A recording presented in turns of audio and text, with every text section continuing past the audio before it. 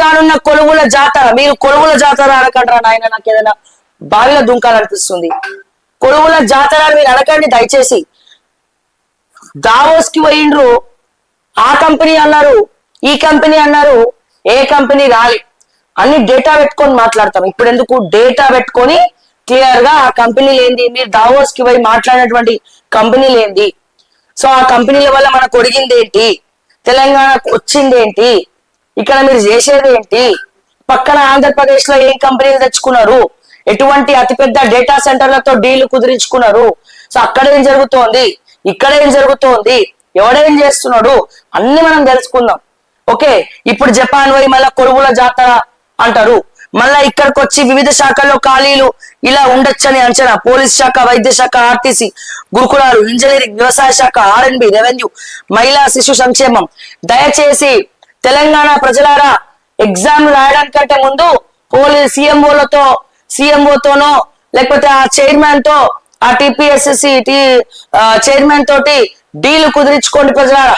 1వ ర్యాంకు, 2వ ర్యాంకు, 3వ ర్యాంకు, 4వ ర్యాంకు, నారాయణ శ్రీ చైతన్య లాగా ఇవి అడ్వర్టైజ్మెంట్ తీసుకొని 1 కోటి రూపాయలు పెట్టుకొని ఉద్యోగం ఇవ్వండి దొరా అని చెప్పి వెళ్ళండి. దానికి నోటిఫికేషన్లు రాస్తే రాసిన వాళ్ళం మనం పిచ్చోళ్ళం అవుతాం.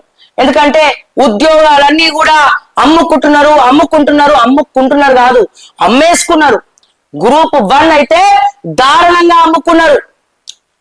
పిల్లలకు డబ్బులు లేక, ప్రతిపక్ష నాయకుల అందరు లేక కోర్టులలో కేసు వేయట్లేదు. ఒక్కొక్కడు 8 లక్షలు 10 లక్షలు అడుగుతున్నారు ఫీజు. ఏడికెళ్ళి తెస్తారు వాళ్ళు నిరుద్యోగులు అంతా కలిసి పైసలు?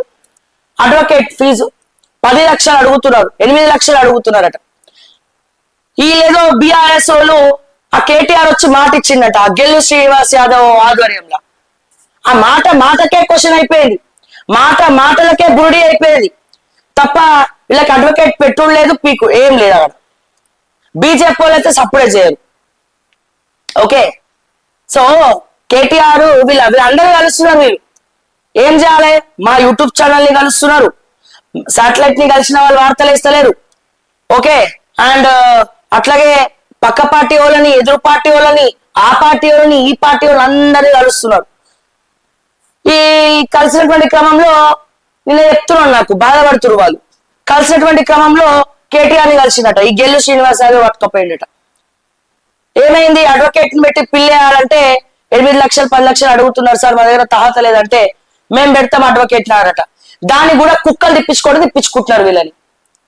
మాట ఇస్తే తప్పకు చేసి చూపి, అంతేగాని వాళ్ళు వచ్చేది కదా నీ ఆఫీస్ కి అని చెప్పి మాట ఇచ్చి ఇట్లా తిప్పించుకొని ఆ గెల్లు శ్రీనివాస్ యాదవ్ మళ్ళా ఫోన్లు లేపకుండా, లేకపోతే ఇంకోరో ఫోన్లు లేపకుండా, ఆ రాకేష్ రెడ్డి సార్ రాకేష్ రెడ్డి గారు ఒక్కరు కొంచెం వీళ్ళ వైపు ఉండి జర ఆలోచిస్తున్నట, వీళ్ళ వైపు ఉండి మాట్లాడుతున్నారట. మిగతా వాళ్ళు ఫోన్లు లేపారట. రాకేష్ రెడ్డి గారిని అడిగినా మళ్ళీ తర్వాత నేనేం చేయలేను అన్నట్టు మరి ఒక మాట ఆయన కూడా చెప్తున్నారట. మరి ఏం చేయాలి? ఎక్కడ పోవాలి వాళ్ళు? ఇక బీజేపీ అయితే దిక్కేలేదు. వాళ్ళు బీజేపీ వాళ్ళు అయితే అసలు ఏం హామీ ఇస్తలేరు, వాళ్ళు ఏం మాట్లాడతలేరు, ఏం చేస్తలేరు. ఇట్లున్నది కథ.